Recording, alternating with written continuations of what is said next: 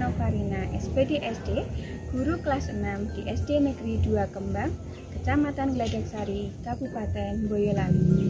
Sekaligus saya sebagai mahasiswi PPG dalam jabatan kategori 1 tahun 2022 di LPTK Universitas Negeri Semarang. Pada kesempatan hari ini, Kamis 6 Oktober 2022, saya akan melaksanakan praktek pembelajaran secara lurik di SD Negeri 2 Kembang, Kecamatan Gladaksari, Kabupaten Boyolali. Praktek pembelajaran ini saya laksanakan di kelas 6, tema 4 globalisasi, subtema 2 globalisasi dan manfaatnya, pembelajaran 1. Berikut video uji kinerja saya, selamat menyaksikan.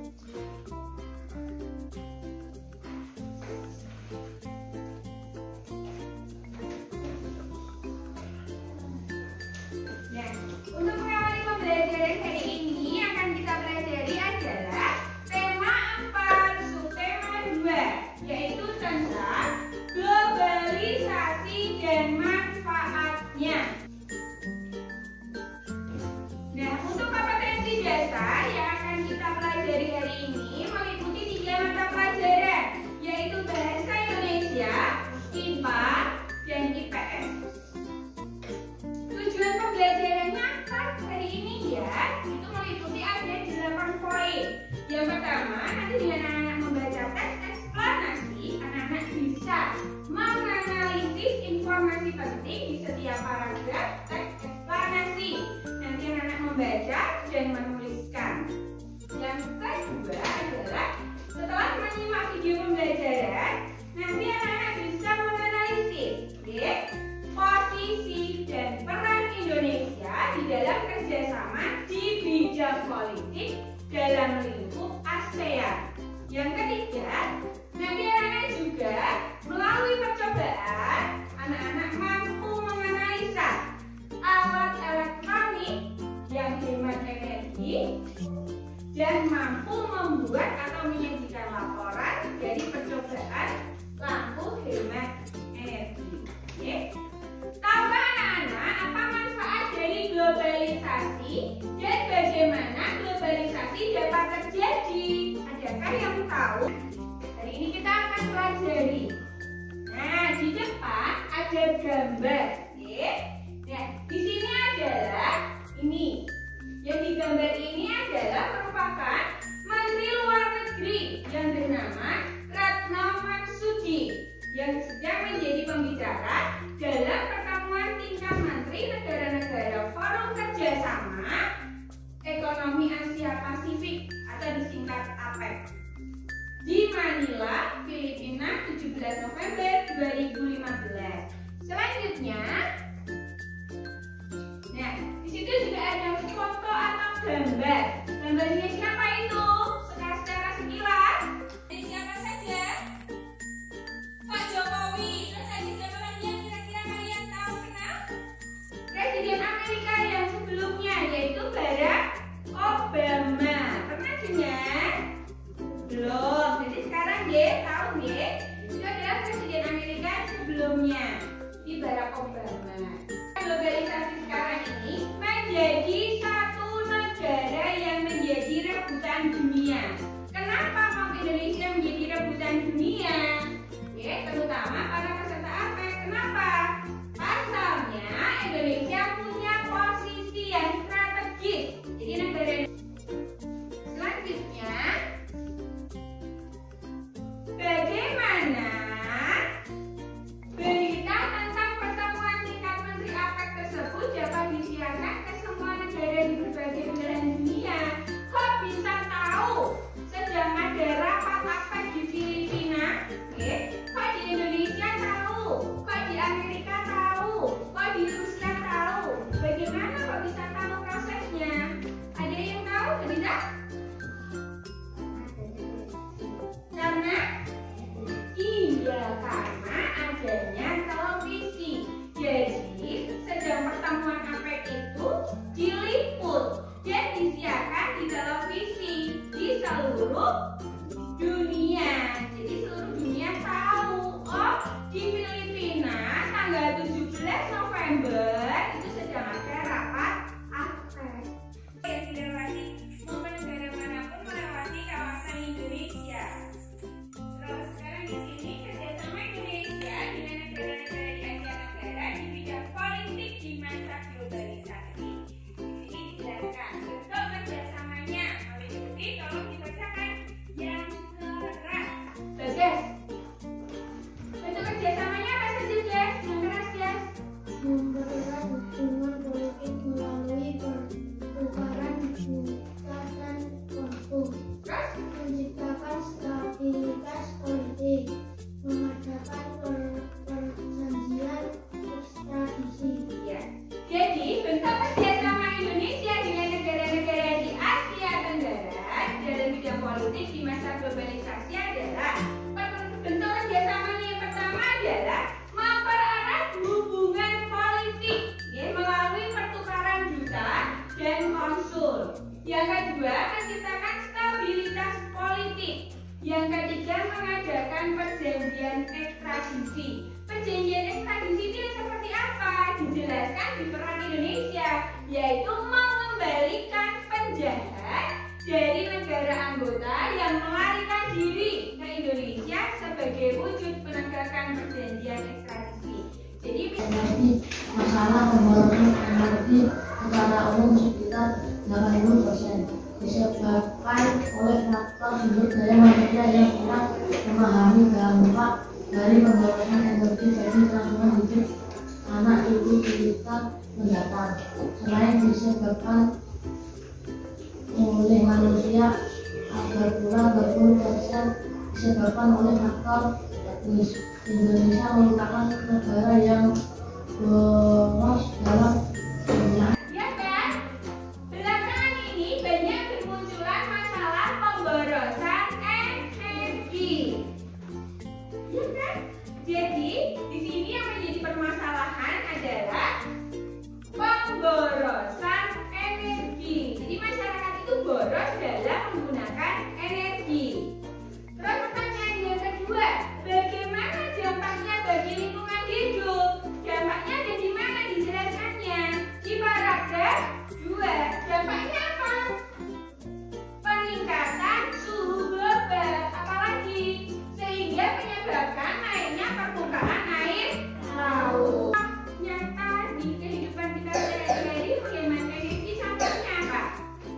Energi listrik misalnya, biar hemat listrik jadi apa yang harus dilakukan? Siapa tahu? Mematikan lampu jika sedang tidak digunakan. Ada lagi kan alat elektronik jika sedang tidak digunakan. Betul. Contohnya apa? Televisi, apalagi kipas angin, kasih lampu sudah. Nanti Bu Lilin akan membagi menjadi 4 kelompok. Kelompok 1, kelompok 2, kelompok 3, dan kelompok 4. Nah, apa tugasnya di dalam kelompok? Nanti tugasnya ada 3. Yang pertama, nanti masing-masing kelompok menggali informasi penting berdasarkan tes eksplanasi yang berjudul Mengapa Harus Hemat Listrik. Nanti seperti yang tadi, dianalisa setiap paragrafnya. Ya, yang pertama adalah permasalahan, yang kedua, ketiga adalah penjelas, yang paragraf terakhir sudah pasti kesimpulan.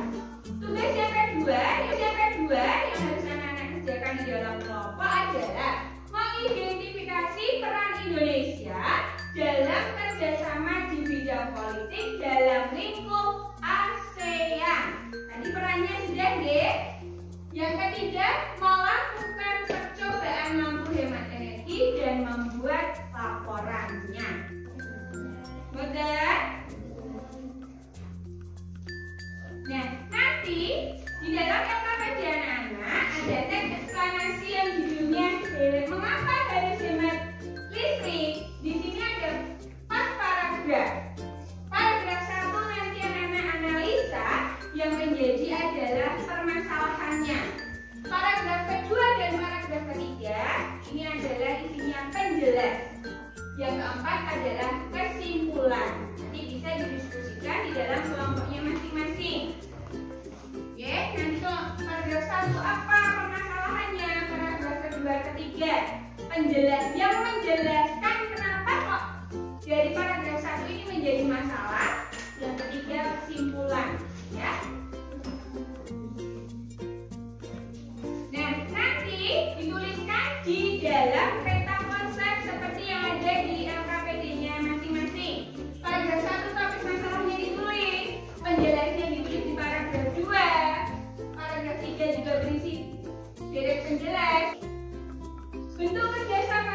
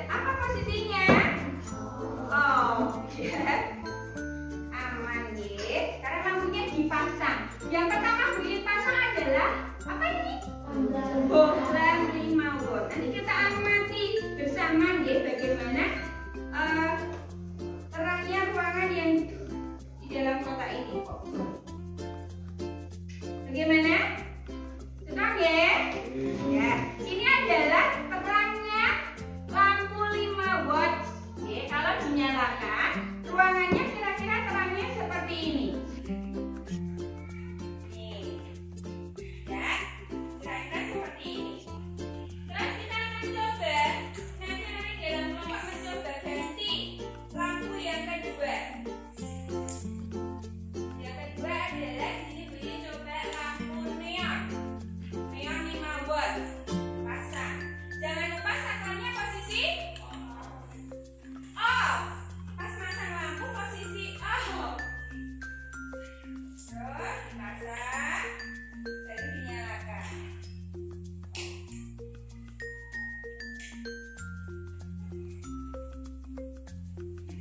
Nah, ini terang lampu LED. Kelihatan cahayanya? Kelihatan ya? Kelihatan ya? Kalian boleh kelihatan juga ya, sekilas ya. Ini LED. Nah, bisa membantukan. Ini lampu neon. Terus dimatikan, ganti ya LED. Lampu LED kita pasang. Nah, lampu LED-nya terangnya seperti ini. Dari jauh perbedaannya terlihat. Lampu kira-kira lampu yang paling terang lampu yang pertama, kedua atau ketiga? Ketiga. Lampu yang ketiga ini lampu apa? LED. Nah, jadi nanti anak-anak di dalam kelompok juga melakukan memasang. Dicoba dilihat di anak sendiri. Dari ketiga lampu itu yang terang yang mana? Anak-anak bisa mengerjakan di dalam kelompok masing-masing. Disiapkan dulu alat dan bahannya. Alat dan bahan percobaannya disiapkan dulu di kelompok masing-masing.